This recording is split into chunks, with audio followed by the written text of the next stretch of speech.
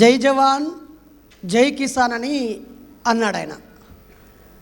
అప్పుడు నేను అన్న, జై జవాన్ అంటే రైతు మన సైనికుడు వర్ధిల్లాలి కదా, మరి ఇన్ని అశాంతి ఉన్నప్పుడు, ప్రేమ లేనప్పుడు, దేశాల మధ్య బార్డర్ ఉన్నప్పుడు సైనికుడు ఎట్లా వర్ధిల్లుతాడు? గొడవలు అయితే వర్ధిల్లుతాడు, బార్డర్ బాగా పెద్దగా ఉంటే వర్ధిల్లుతాడు, పంచాయతీలు అయితే సైనికుడు అవసరమవుతాడు, భయం ఉంటే రక్షణగా సైనికుడు అవసరమవుతాడు. మరి సైనికుడు పెరగడమా? ఇది అవసరం లేదు. అసలు సైనికుడు లేని ప్రపంచం కావాలి, సరిహద్దులు చెరిపేసిన దేశం కావాలి, సరిహద్దుల కాడ నాది నాది అని కొట్లాడుకోకుండా ఉండాలి. సైనికుల మీద పెట్టేటువంటి 13 లక్షల కోట్లు భారతదేశ ప్రభుత్వం పెడుతుంది. 13 లక్షల కోట్లు. ఆ డబ్బుని ఈ దేశ ప్రజల బతకడం కోసం కేటాయిస్తే సైనికులు అవసరం లేని విధంగా ఉండడానికి ప్రభుత్వం ఆలోచించాలి అని చెప్పామన్నమాట. సో ఆ ఒక్క మాట ఆయనని నాకు పరిచయం చేసింది. ఇప్పుడు మరొక మాట, మా గురువుగారు, వేదిక మీద ఉన్న అందరూ గురువు లాంటి వాళ్ళే, కానీ ప్రత్యక్ష గురువు 2004లో, అంటే ఎన్నేళ్ల క్రితం, 20 ఏళ్ళ క్రితం, 20 ఏళ్ళ వయసున్న నేను ఇదే ఉస్మానియా యూనివర్సిటీకి వచ్చి ఓ చిన్న పొరపాటు చేయడం వల్ల సార్కి గురువు శిష్యునైనా. అప్పుడు 3600 రూపాయలు డీడీ కడితే సెల్ఫ్ ఫైనాన్స్ కోటాలో ఆర్ట్స్ కాలేజీలో నాకు సీట్ వచ్చేది. మనం అప్పుడు కొంచెం గట్టిగా చదివేటోళ్ళము. ర్యాంక్ వచ్చింది, కానీ ఆ ర్యాంకుకి ఇక్కడ సీట్ వస్తుందని మనకు తెలియదు. ఫ్రీ సీట్ ఎక్కడ అంటే నెక్స్ట్ సికింద్రాబాద్ పీజీ కాలేజీని ఇంటికి పెట్టినా. నాకంటే పెద్ద, అంటే తక్కువ మార్కులు వచ్చిన వాడికేమో ఆడు 3600 కట్టి ఇక్కడ జాయిన్ అయ్యిండు, నేనేమో ఫ్రీ అని చెప్పి అక్కడ జాయిన్ అయినా. సో ఆ పొరపాటు చేయకపోయి ఉంటే ఇక్కడికి స్టూడెంట్ అయ్యేటోని. కానీ ఆ పొరపాటు నాకు చాలా ఉపయోగపడింది. ప్రొఫెసర్ ఆర్ లింబాద్రి సార్కి స్టూడెంట్గా మార్చింది. నేను ఆడ 2005లో చదువుతున్నప్పుడు స్టూడెంట్స్ని పిలిచి మీకేం కావాలని అడిగాడు. అందరూ గొడవలు అవి ఇవి చేస్తూ ఉంటే, సార్ లైబ్రరీలో ఈ పుస్తకాలు కావాలని చెప్పడంతో దాదాపు ఒక 300 పుస్తకాలు నేను ఇచ్చిన లిస్టు బేస్డ్గా ఒక 5-6 లక్షల రూపాయల పుస్తకాలు తెచ్చి మా లైబ్రరీలో పెట్టాడు లింబాద్రి సార్. ఒకసారి చెప్పులు లేకుండా కాలేజీకి వస్తే ఏమైంది మర్చిపోయినవా అన్నాడు. అది తెగిపోయినాయి అని చెప్పలేదు. తర్వాత చిన్న ప్రాజెక్ట్ వర్క్ ఇచ్చి నాకు ఒక 2-3 వేల రూపాయలు వచ్చేలాగా చేశాడు. వాటితో గడిపాను. అక్కడ జామ్ జామ్ బేకరీ అని ఉంటుంది ప్యారడైజ్ వెనకాల. 7 రూపాయలకి భోజనం పెడతారు. అక్కడ ఏముండదు, దొడ్డన్నం ఉంటుంది, బుత్తంత సాంబార్ పోస్తాడు, అలా ఏముండదు. ఎత్తుకుదామన్నా కూడా ఏం కనిపించాల ముక్కలు వక్కలు. సో అప్పుడు దాదాపు ఒక 400 రూపాయలతో నేను ఒక నెలంతా గడిపాను.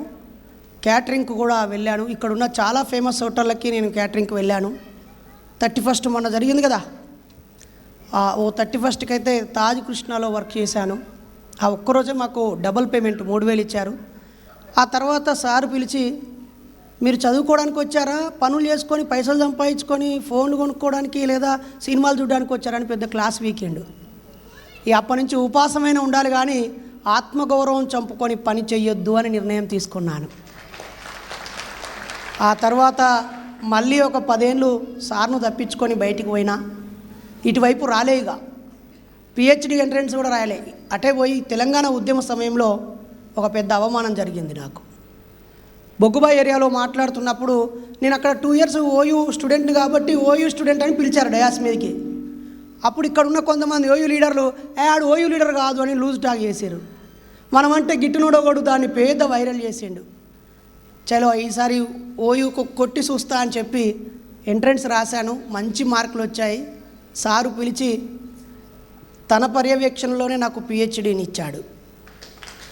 ఈరోజు అయ్యప్ప ఘటనతో అవమానంలో, దుఃఖంలో, బాధలో ఉన్నప్పుడు ఈ వేదిక మీద గవర్నర్ చేతుల మీదుగా ఈ ప్రతిష్టాత్మక యూనివర్సిటీ నుంచి డాక్టరేట్ అందుకున్నాను. అది ఆయన దయ వల్లే.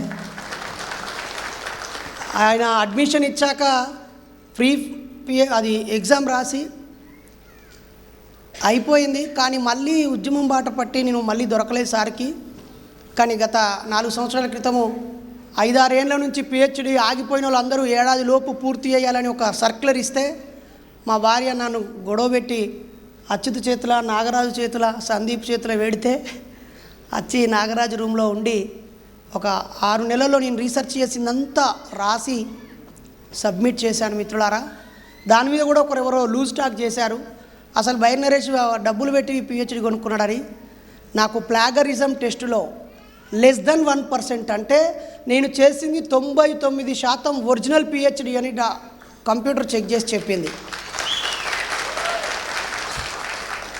నాకు 99 మార్కులు వచ్చినట్టు. అక్కడ లైబ్రరీయన్ చెప్పాడు, నువ్వు లింబాద్రి సార్ స్టూడెంట్వా అని. దాదాపు 2000 థీసెస్ మేము చెక్ చేసినాం. ఏది కూడా ఒక 5-10% మించి సక్సెస్ అయింది లేదు, కానీ 1% వచ్చింది, నువ్వే నంబర్ 1 అని చెప్పిండు ఆయన. అలాంటిది మనల్ని అవమానిస్తూనే ఉంటారు.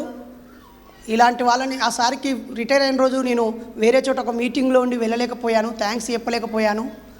ఆ రోజు నన్ను నమ్మి, నన్ను ప్రేమించి, నన్ను గుర్తించి, ప్రోత్సహించి ఈ సమాజంలో డాక్టర్ అని నా పేరుకు ముందు ఒక గౌరవం అందించిన మహనీయుడు రిక్కా లింబాద్రి సార్, నిజామాబాదు. మరి సారు వాళ్ళ ఊరికి కూడా వెళ్ళాను, వాళ్ళ తమ్ముడు కూడా మన సభ్యుడే. తానే ఫోన్ చేసి నేను కూడా నాస్తికుణ్ణి అని చెప్పి మన సంఘంలో సభ్యత్వం తీసుకున్నారు. ఎప్పుడు వెళ్ళినా ఆ అన్నను కలుస్తూ ఉంటాను. Thank you so much sir. నేను ఇంతమంది ముందు మీకు థ్యాంక్స్ చెప్పే అవకాశం వచ్చినందుకు హ్యాపీగా ఫీల్ అవుతున్నాను. ఒక రకంగా నేను ఈ మీటింగ్ థ్యాంక్స్ చెప్పడం కోసమే పెట్టినాను అనుకున్నా పర్వాలేదు. అంటే చదువులు తల్లిని జ్యోతిరావు పూలే గుర్తిస్తేనే కదా మనం ఆమె అనుకునేది. నిజమా కాదా? లేకపోతే ఇక్కడున్న పరిస్థితుల్లో నాకంటూ ఒక పిహెచ్డి అడ్మిషన్ లేకపోతే 10 ఏళ్ళు నేను స్కాలర్ అనే పేరుతో స్కూళ్ళు కాలేజీలు తిరిగి ఓయూ స్కాలర్ అనగానే టక్కున లోపలికి ఎంట్రీ ఇచ్చేటోళ్ళు. ఇక నేను పోయి దంచుకునేటోడిని, సబ్జెక్ట్ అంతా చెప్పుకునేటోని, మళ్ళీ తట్టబుట్ట చదువుకొని వచ్చేటోని.